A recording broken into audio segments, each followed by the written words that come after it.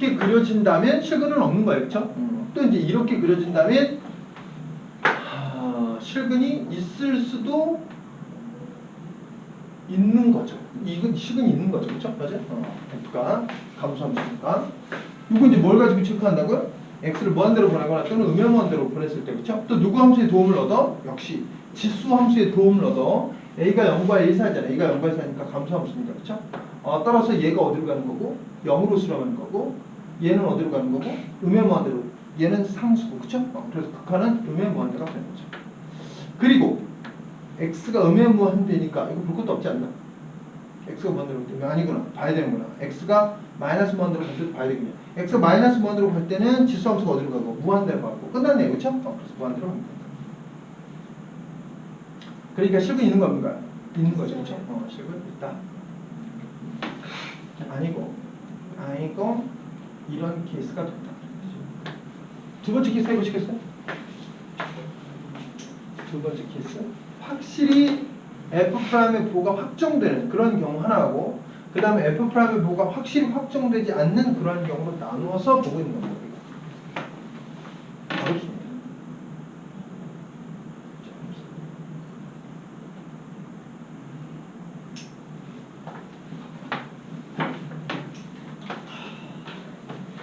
이거 시험에 나오는 문제예요. 대신 기출문제입니다. 사실은 경시대 문제예요.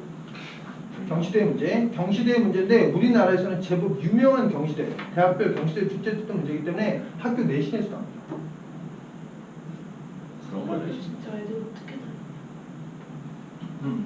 이제 이런 게 나오면 그런 게 나오면 진짜 똑똑한 거 그리고 시험에 나오면 여러분들 대다수가 풉니다. 꼭 이렇게 풀어야 되는 건 아니기 때문에 문제풀이 방법도 하나 있는 건 아니잖아요. 그렇죠? 맞아요? 임기응변이라는 게 있잖아요. 임기응변이라는 게 있잖아요. 그렇죠? 하나보다 다른 거 아무것도 못 푸는 그건 지금 선생님이 포멀하게 풀어주고 있기 때문에 그런 거예요. 학생들은 또 닥치면 또 닥치는 대로 나름대로 돌파구를 찾습니다. 인간이기 때문에. 그렇죠? 오지에다 갖다 놓으면 또 살아남는 애들 있잖아요. 뒤지는 애들도 있지만.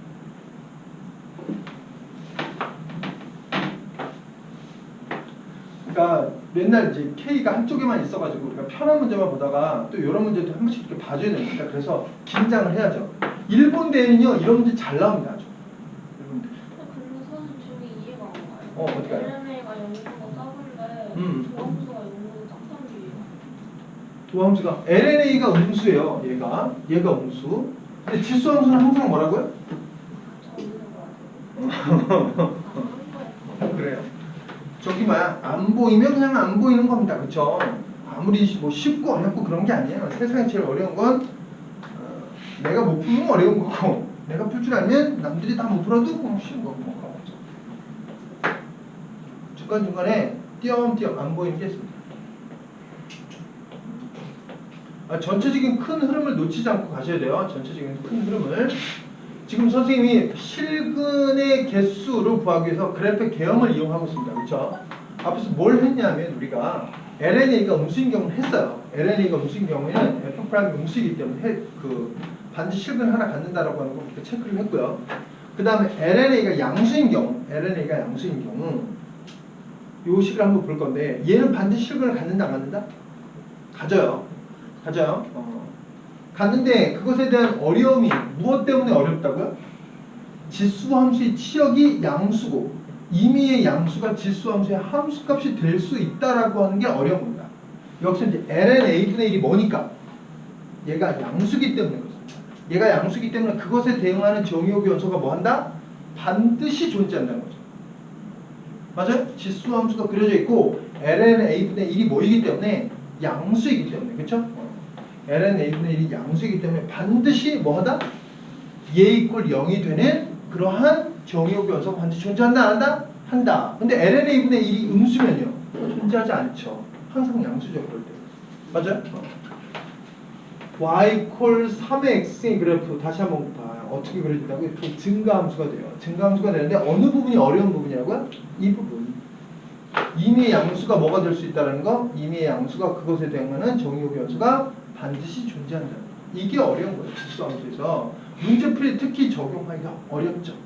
그걸 가지고 경우를 선생님이 이렇게 나눈 겁니다. 다시 한번 얘기할게요. ln a분의 1이 양수기 때문에 그러면 y = ax가 저렇게 만날 수도 있고요. 경우에 따라서는 뭐 위쪽에서 만날 수도 있고 아래쪽에서 뭐 어디서 만날지 잘 몰라요. 아무튼 반드시 존재한다는 거죠.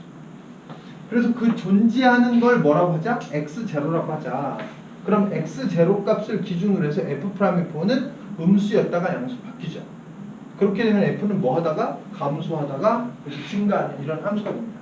이것이 뭐 해야 되냐면 실근을 갖는다라고 했어요. 그렇죠? 제가 실근을 갖는 거니까 y = fx의 그래프와 x축이 만나는 상황을 찾아야 되는 거예요. 그렇죠?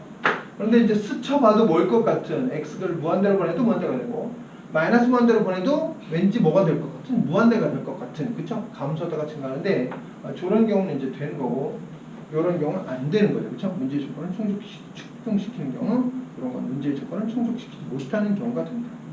그리고 충족시키려면 누구에 대한 x0에 대응하는 함수값이 뭐보다 작아야 되겠어요? 0보다 작거나 같으면 되는 거죠. 그럼 실근이 존재하는 거고 그렇지 않다면 존재하지 않는 거죠. 다시 얘기할게. 이 x는 누구를 낳았다고요?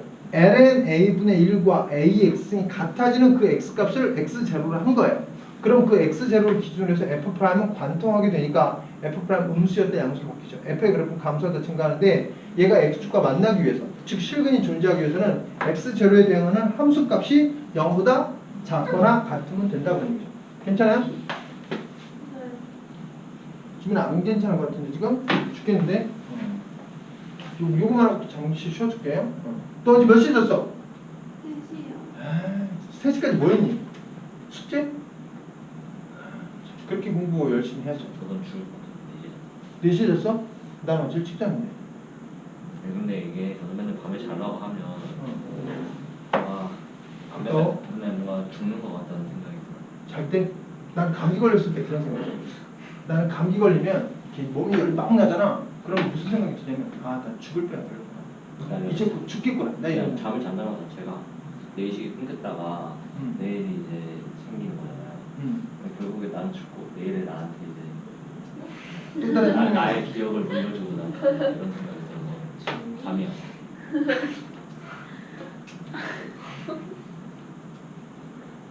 언제부터 그런 생각이 들었어?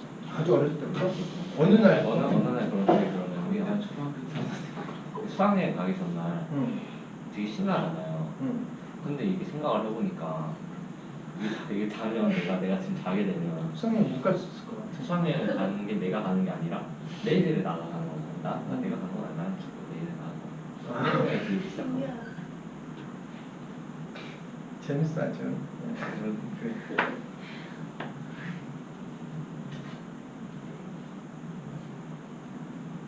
수업해야지.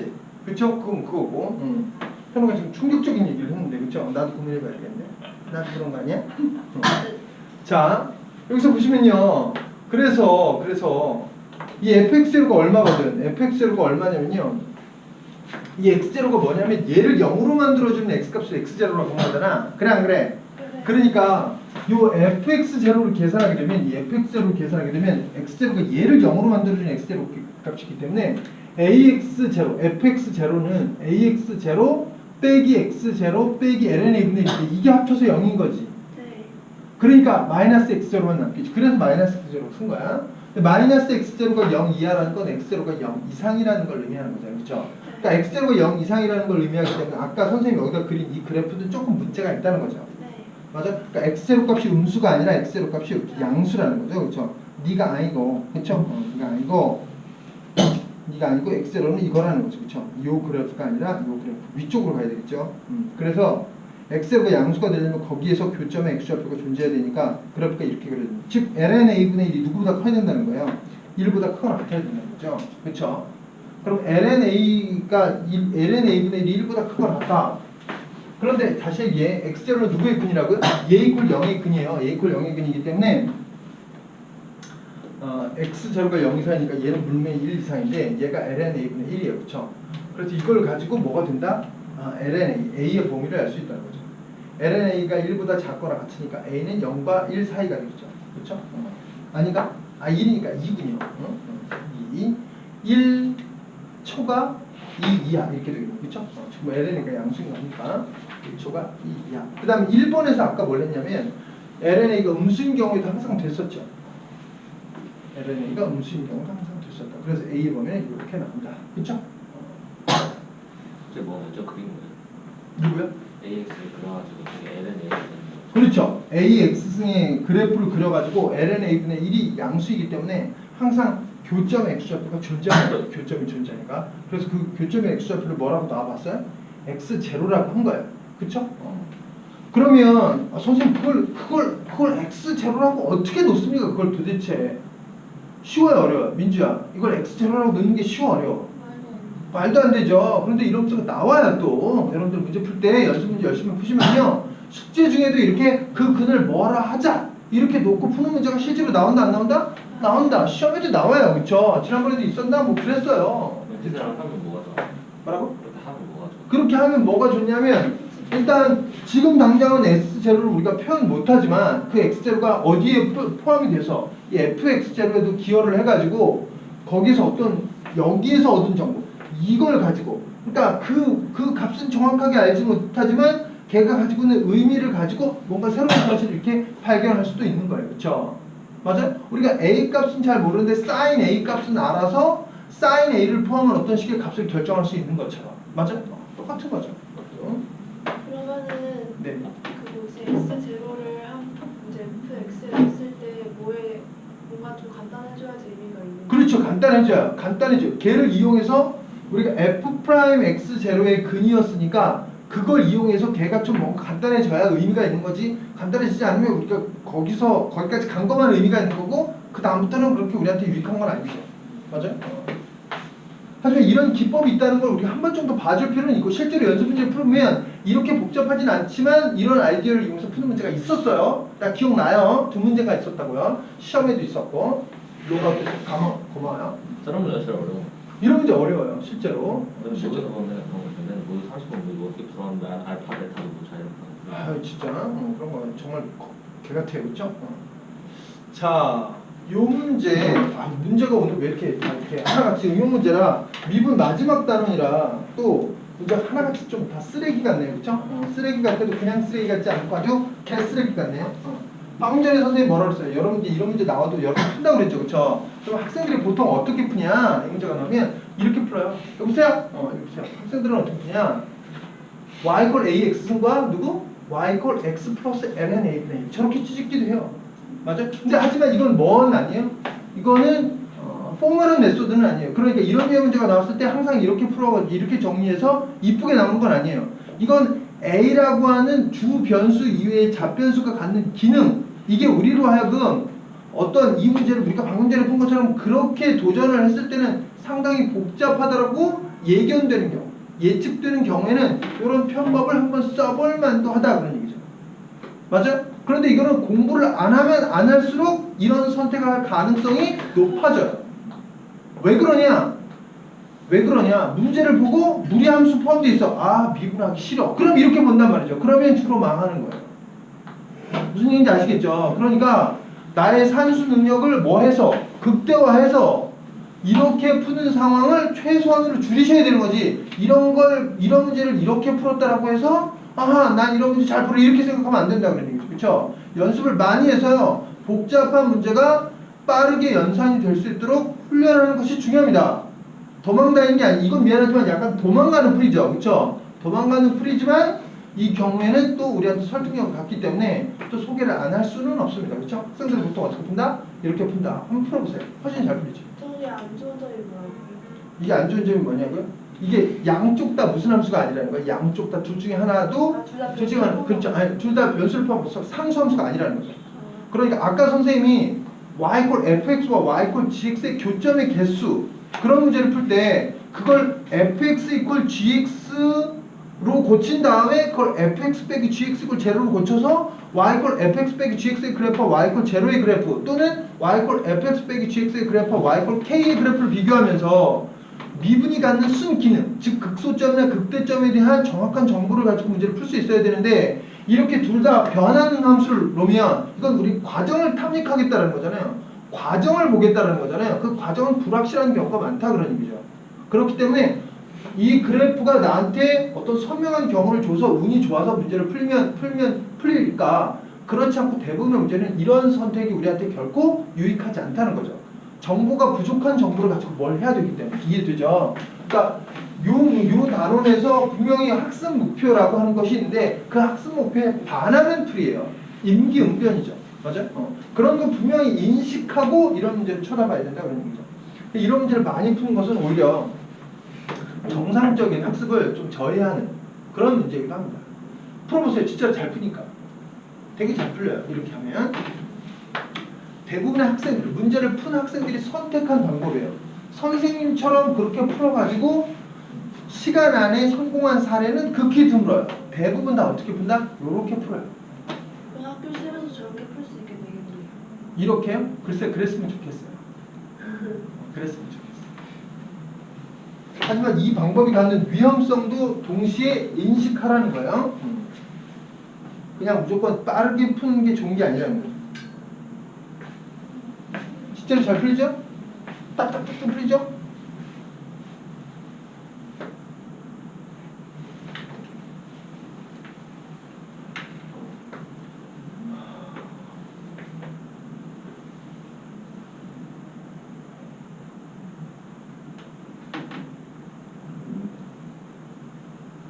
이제 오른쪽 함수는 항상 증가함수고, 그렇죠? 그리고 왼쪽에 있는 함수는 감소함수인 경우에는 만날 거고, 그렇죠?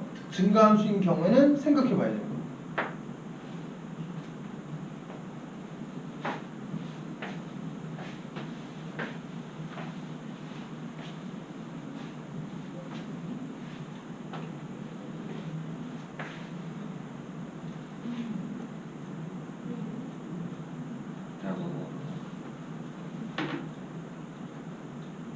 자, 이제 둘 다 증가할 때는 언제를 찾으면 되겠어요? 접할 때. 그렇죠. 접할 때. 접할 때는 안 찾았어. 접할 때. 접할 때는 뭐예요? 우리가 앞에서 접할 때, 두 곡선이 접할 때는 어떻게 찾아요? 교점, 그쵸? 교점을 그러니까 함수값이 같으면서 동시에 뭐가 같은 거? 미분계수가 같은 점을 찾는 거죠. 맞아요? 교점, 함수값이 같으면서 동시에 뭐도 같은? 미분계수도 같은. 그러니까 식이 일단 두 개가 나온 거죠. 그러니까 우리한테 허락된 미지수가 몇 개라는 거야? 두 개라는 거죠. 아싸라 비하죠. 주어진 미지수 A 하나와 그 다음에 우리가 교점으로 선택할 교점의 규좌표를 선택할 미지수 하나, 미지수 두 개, 등식 두 개. 아싸라 비하죠. 근데 이제 뭐 또 한 몫을 하냐면 A가 커졌을 때, A가 작아졌을 때, 그렇죠? 접할 때를 찾는데 그 접할 때